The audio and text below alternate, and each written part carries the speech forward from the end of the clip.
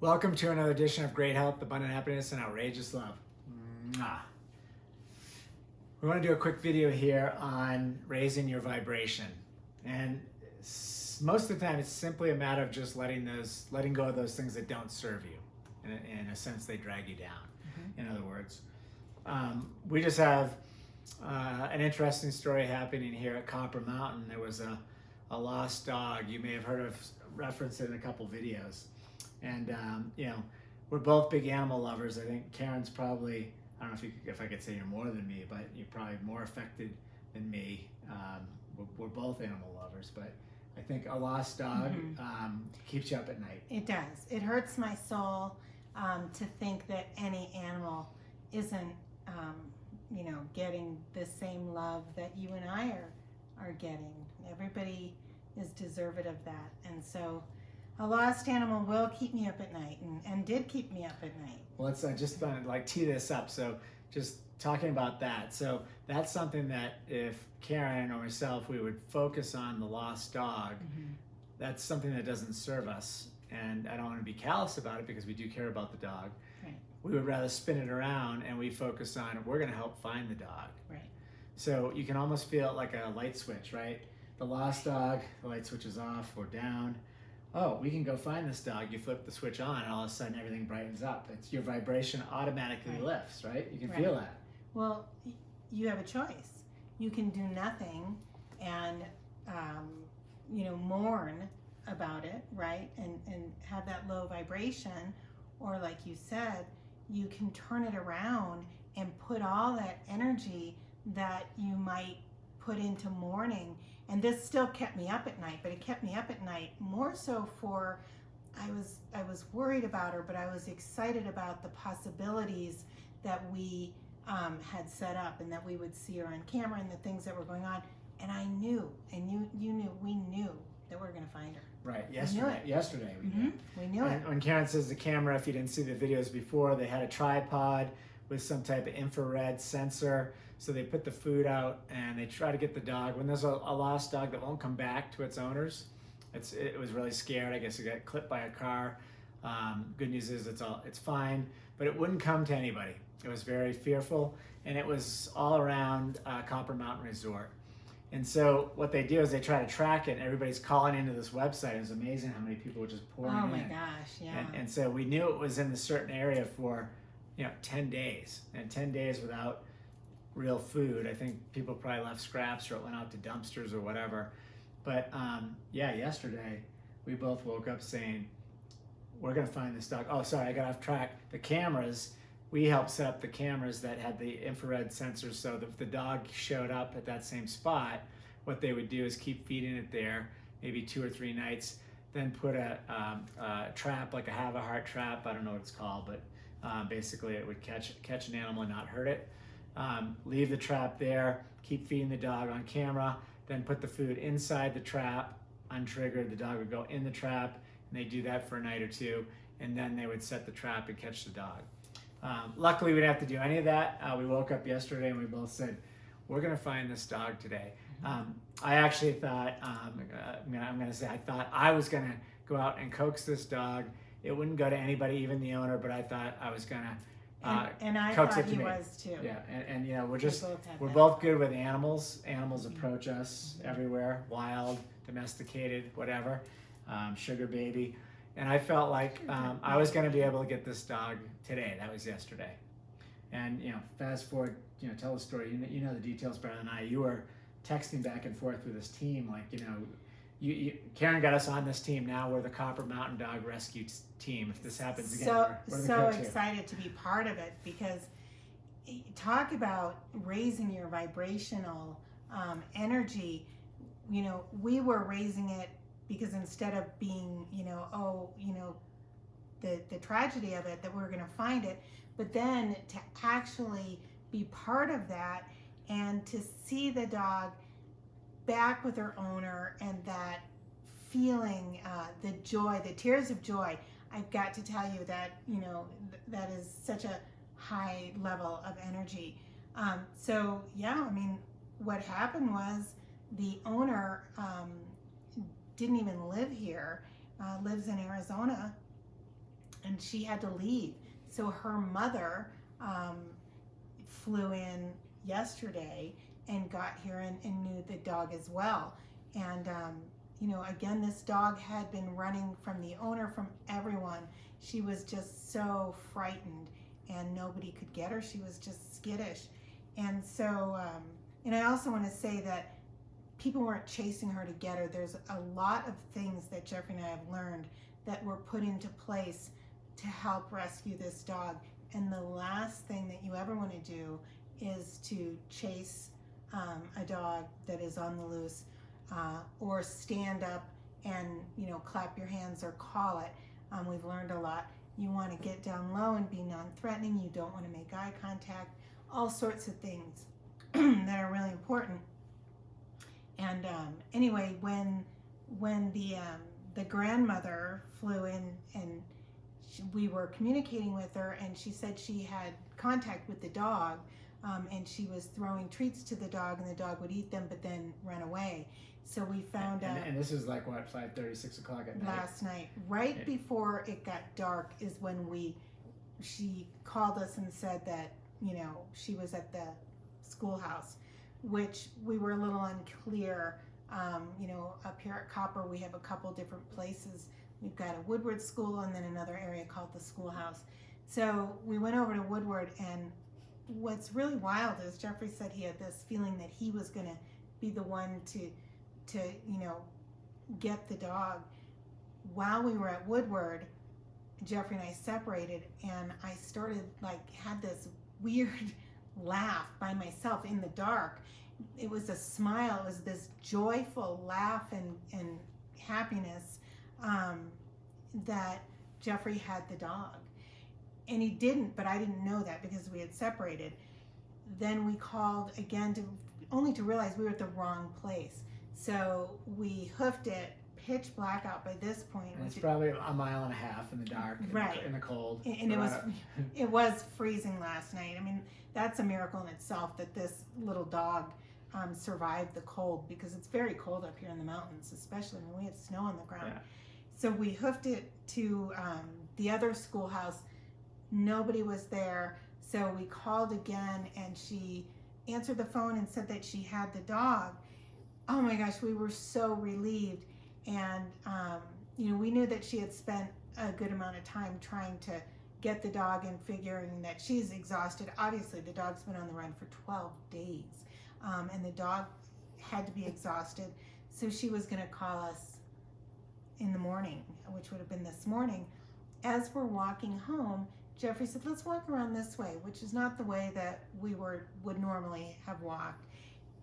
It was maybe, 2 minutes? And I see this woman on the ground with her arms literally engulfing, almost like she's laying on top of this, dog, holding it. And you didn't know at the time that it was the grandmother. It didn't click with me. What I thought was that maybe that dog or another dog got loose. Right.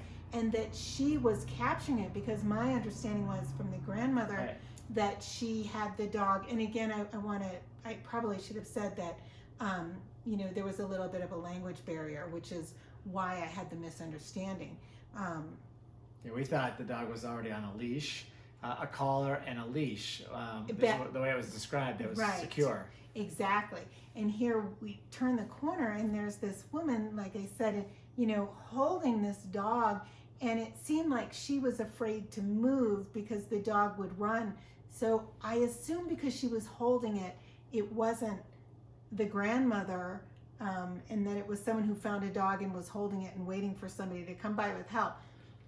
Anyway, we, of course, had leashes with us, and came to figure out that that was the dog that had been missing, and that was the grandmother, and that she had her. She just didn't have, a leash to put onto her. And she did have somebody that had gone to get a rope, because that's all they could find.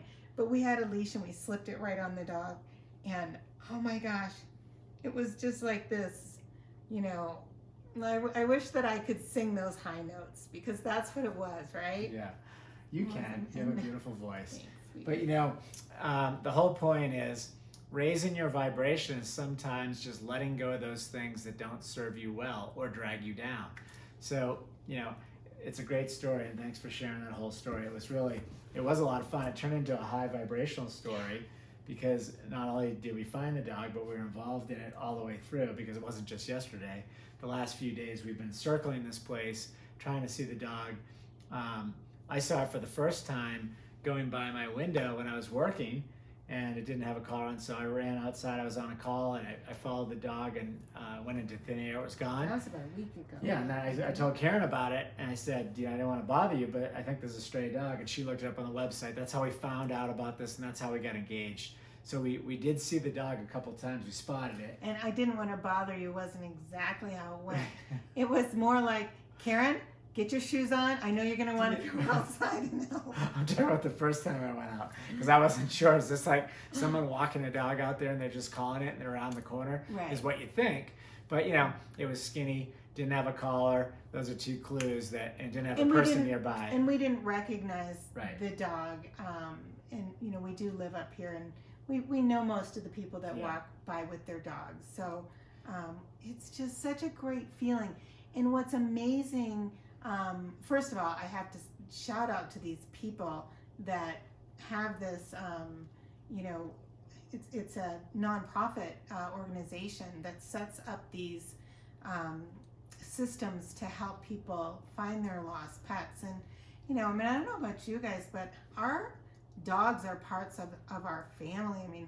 Sugar Baby, if you guys haven't met her, this is Sugar Baby. She's 14 and a half. She is completely blind.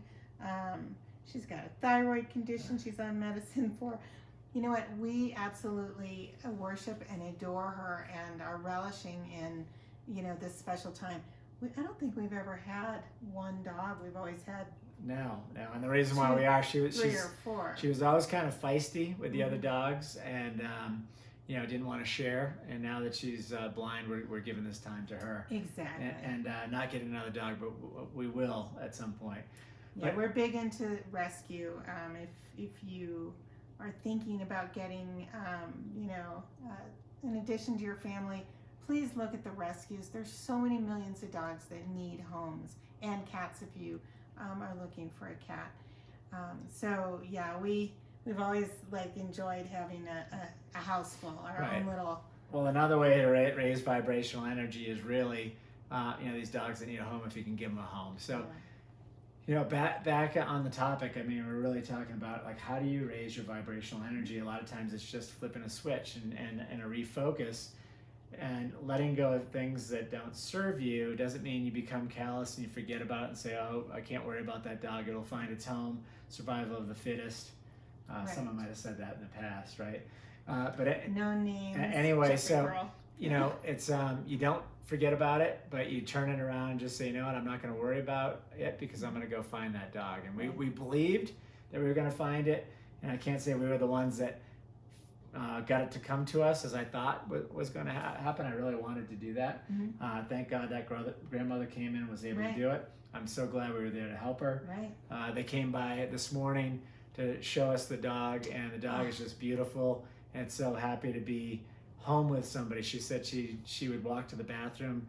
She stayed up here last night, and the dog would follow her wherever she went. Like, it didn't want to let her out of its sight. Isn't that just a great story? Oh, it's so beautiful, and it's just a great story of how you have a choice to view every single thing. The other thing Jeffrey and I talked about is that when we realized we were in the wrong place, we were pretty stressed because it had gone from dusk to completely dark. And, we knew then it was going to be that much more difficult to help find the dog. And we started thinking about it today that had we gone to the right place first, that 15-minute window, maybe we would have gotten there and frightened off the dog. We don't know. What we do know is it unfolded just the way it was supposed to. So, you have to look at when you're at the wrong place. And we did this again with a doctor appointment once, went to the wrong doctor, remember? when you do something like that and you get frustrated, just know that's the universe working its magic. So as you're trying to not be frustrated because you're not where you think you're supposed to be, know that you're exactly where you're supposed Well, to it's just another example of letting go of something that doesn't serve you and to raise your vibration, because when we're in the wrong place, we're rushing to get up there because we wanted to go help and retrieve this dog. We're in the wrong place. It's pretty easy to start to get frustrated, like, oh my God, how can we be in this wrong place? How can we have this communication misunderstanding? Instead, on the way up, we're thinking, it might be best, but it certainly was clear afterwards. It certainly worked out for the best because the dog got back home. Right, it all worked out. It all worked out, and this goes for almost every single situation and circumstance. Earlier this year, Jeffrey and I and Sugar Baby, rolled the Jeep, and there was another situation where it's really bizarre, but you and I, and we call it this bubble and Sugar Baby were put into this bubble of protection. We could have emotionally gone to the deepest, darkest vibrational place. And who knows if that happens, is that what the universe would have given back to us? I don't know. But instead, in a bizarre way that neither one of us can really explain to anyone unless you've been through this, it was this ethereal experience that we had throughout this slow motion. And I'm doing this because as the car is rolling over, and when it stopped rolling, it was upside down and then it skidded for quite some time. And throughout this entire thing, we didn't exchange any words. We just exchanged glances, and again, we both felt that we were going to be completely fine and that we were being protected. And all three of us walked away from something that if you watched it, you wouldn't think anybody would have walked away. But maybe it's because the vibrational energy that we were emitting is what the universe gave back to us. Well, yeah, no, I think it's generally the case. I mean, if you focus on lost dogs, you're going to get more loss. If you focus on finding dogs, you're going to find more things, more opportunity comes your way, more good luck comes your way. So I think that's the case. And that Jeep crash was obviously an easy one for us to turn the switch and flip it to positive, because we walked away without a scratch. The Jeep was totaled, but we walked away without a scratch. And I think that was a real positive event for us for all the things you just mentioned. Not only going through it, but even after the fact, it's like, wow, it was a positive experience. Absolutely. Right? Yeah. Absolutely. So just some, simple thoughts and ideas on changing your vibrational energy or choosing your vibrational energy, which Jeffrey and I think is really what the opportunity is for all of us. And in order to choose a higher vibrational energy, you have to release those things that don't serve you. Right. Wishing you great health, abundant happiness, and outrageous love from the Nest at Copper Mountain. Thanks, guys.